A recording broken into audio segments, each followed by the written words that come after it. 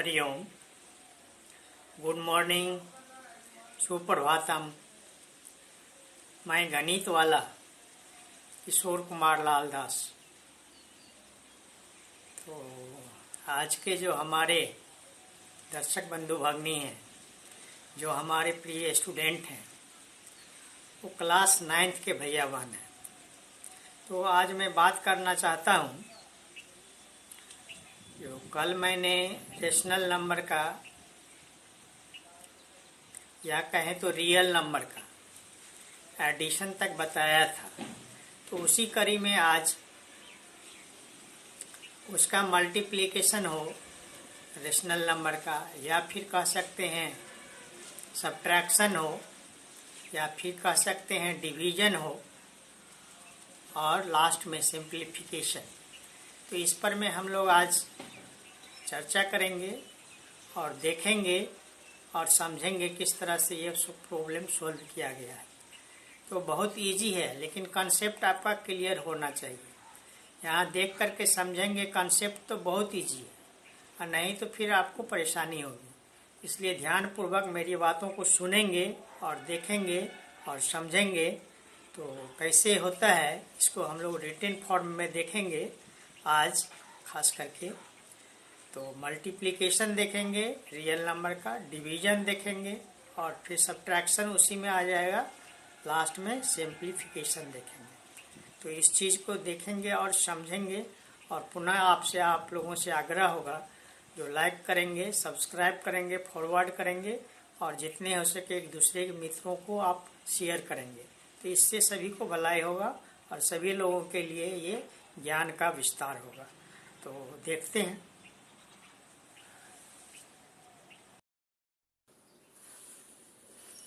तो हम लोग कल यहाँ ऐड वाला ये क्वेश्चन कल मैंने बताया था।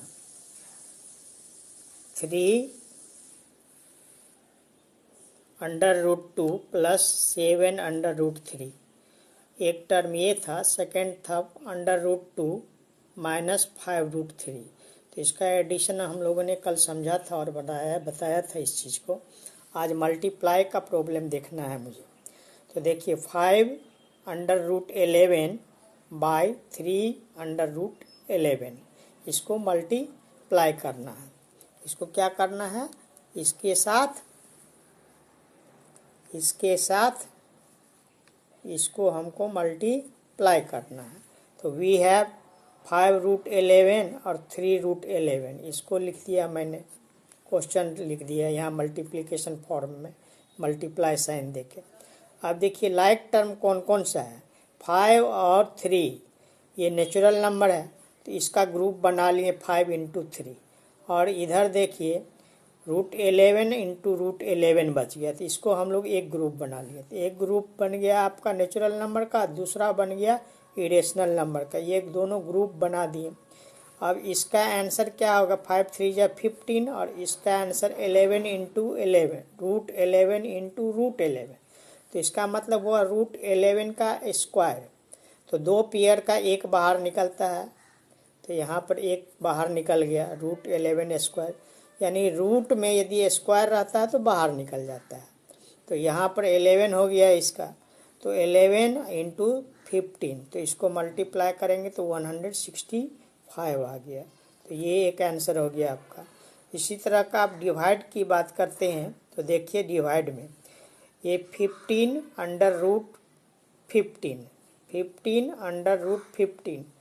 Divided by 3√5। तो इसको हमको डिवाइड करना है इससे। तो देखिए यहाँ पे हम इसको लिख दिए पहले 15√15 लिख दिए यहाँ पे। और नीचे में डिवाइड करना है तो फ्रैक्शनल फॉर्म में 3√5 लिख दिए। तो ये 3 5 या 15, ये नेचुरल नंबर है, ये कट गया नोमिनेटर डेनोमिनेटर के फॉर्म में।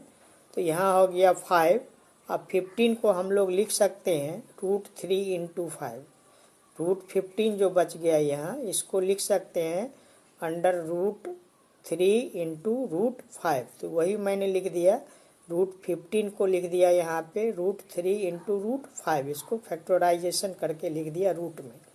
तो ये √5 और ये √5 नोमिनेटर डिनोमिनेटर कॉमन है, ये कट गया तो बच गया आपका 5√3। तो ये आंसर हो गया 5√3। इसमें ये कट गया और बच गया 5√3। तो इस तरह से दूसरा क्वेश्चन यदि हम देखते हैं तो और एक क्वेश्चन देखते हैं इसका, इसको समझेंगे भी। तो पुनः देखिए ये क्वेश्चन है सिंप्लीफाई का। तो मल्टीप्लाई बनाया, डिवाइड बनाया, अब सिंप्लीफाई देखेंगे। तो √3 प्लस √3 और दूसरा टर्म है मल्टीप्लाई बाय 2 प्लस √2। तो ये दो टर्म है, तो इसको मल्टीप्लाई करने का क्या है, इसका जो फर्स्ट टर्म है, ये जो फर्स्ट टर्म है देखिए, इसके दोनों को मल्टीप्लाई कर दिया। एरो मार्क्स देखिए, 3 को 2 से किया तो 6, 3 को 2 से किया तो 6, अब फिर 3 को √2 से किया तो 3√2, 3√2 आ गया। अब इसी तरह से इसका करेंगे, ये दूसरे टर्म को दोनों को, तो √3 से 2 को करेंगे। पहले इस √3 को 2 से करेंगे तो क्या हो गया, 2√3 आ गया यहाँ। अब इसको फिर हम इससे करेंगे, √2 को √3 से, तो √6 हो गया। तो ये लाइक टर्म इसमें कोई नहीं है, कॉम्बिनेशन नहीं होगा, यही इसका आंसर हो जाएगा। यदि लाइक टर्म रहता तो कंबाइंड होता, तो कोई भी लाइक टर्म नहीं है। यहाँ 6 है, यहाँ 3√2 है, यहाँ 2√3 है, यहाँ √6 है। तो लाइक टर्म तो कोई भी नहीं है, इसलिए कॉम्बिनेशन नहीं होगा, इतना ही आंसर रह जाएगा। उसी तरह सेकंड क्वेश्चन देखते हैं। यहाँ 6 प्लस √6 और दूसरा टर्म है 6 माइनस √6। तो यहाँ पर भी इसी तरीका से जैसे पहले बताएं, फर्स्ट टर्म से दोनों को मल्टीप्लाई करते हैं। तो 6 से 6 को किया तो 36, 6 को 6 से किया, ये 6 को इससे तो 36 देखिए। अब फिर इस 6 को इधर वाला से 6 से, तो √6 इंटू √6, नहीं ये 6 √6 ये हो गया, 6 को √6 से किया तो ये वाला दूसरा बन गया। और दूसरे टर्म जो है √6, इसको करेंगे 6 से, इस √6 को 6 से करेंगे तो 6√6 आ गया यहाँ पे, ये 6 और √6 आ गया है। अब फिर √6 को √6 से करेंगे, ऐसे करेंगे ये, तो √6 इंटू √6 हो गया, तो इसका आंसर 6 हो गया। यहाँ देखिए √6 इंटू √6 दैट मीन्स 6। तो ये दोनों कट गया, बच गया 36 माइनस 6, 36 माइनस 6 तो 30 आंसर आ गया। तो ये दूसरा एक सिंप्लीफाई का क्वेश्चन था। इसको हम लोग आइडेंटिटी यूज करके भी कर सकते हैं। a plus B A minus B equal to a² minus b²।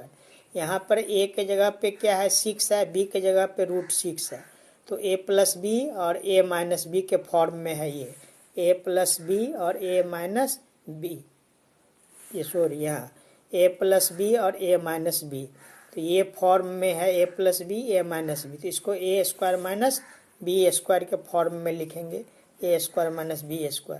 एक जगह 6 का स्क्वायर माइनस b के जगह √6 का स्क्वायर, तो 6 का स्क्वायर करेंगे तो 36 देखिए, और √6 का स्क्वायर करने से रूट हट जाएगा तो ये 6, तो माइनस करने से 30 आ गया।